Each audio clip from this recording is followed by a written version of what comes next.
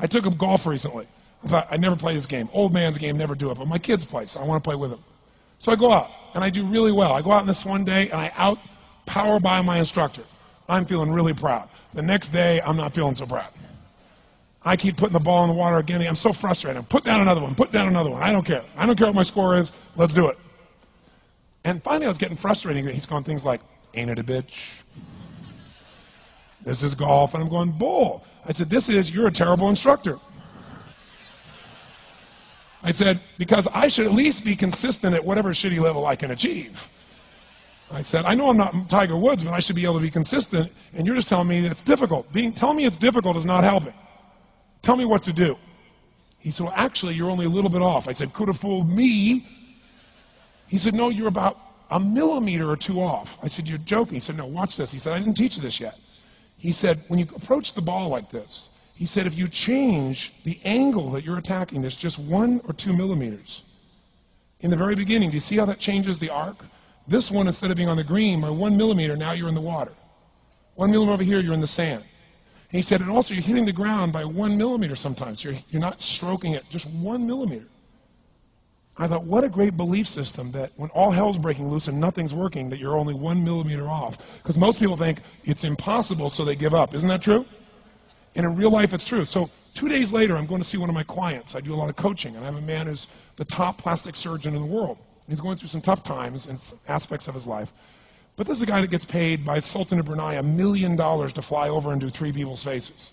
He is the #1 plastic surgeon in the world. He can make anyone who's ugly look spectacularly beautiful. He showed me pictures of a woman who's 84 years old. He made her look 40 and gorgeous, no exaggeration. But you know what? I'm waiting for him in his office, and he's still in surgery. So he's got a new book he's creating to teach other surgeons around the world.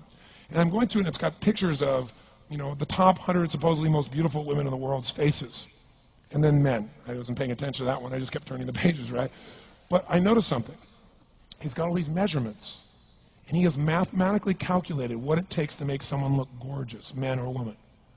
And it's a few millimeters. Interesting.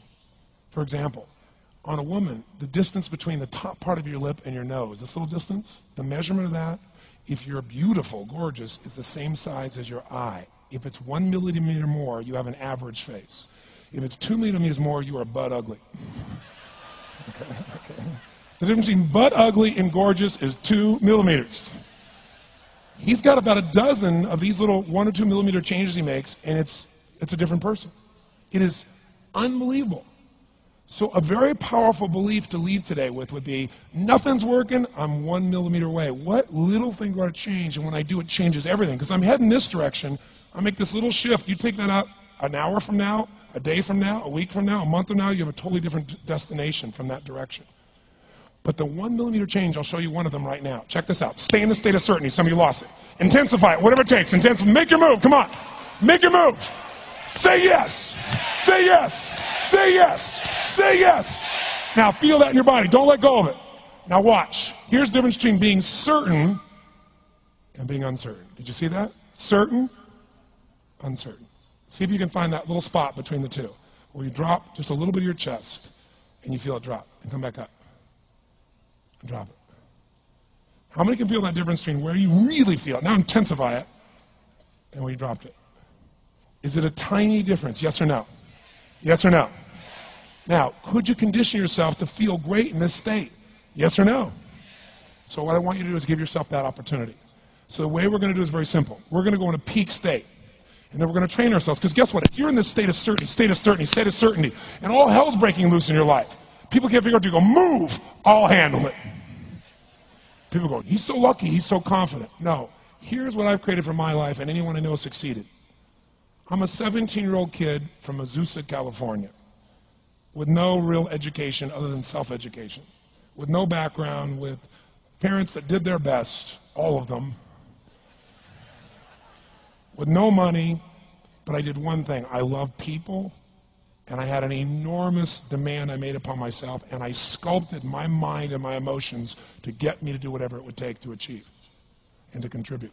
But to do that, I did it by using my body and changing my focus.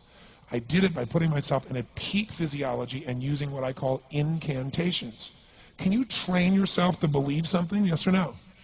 Absolutely. How many have ever made the fatal mistake of going to Disneyland or Disney World, and while you're there made the fatal mistake of going to a ride called It's a Small World After All? What happens for about a week after you're out of that damn place?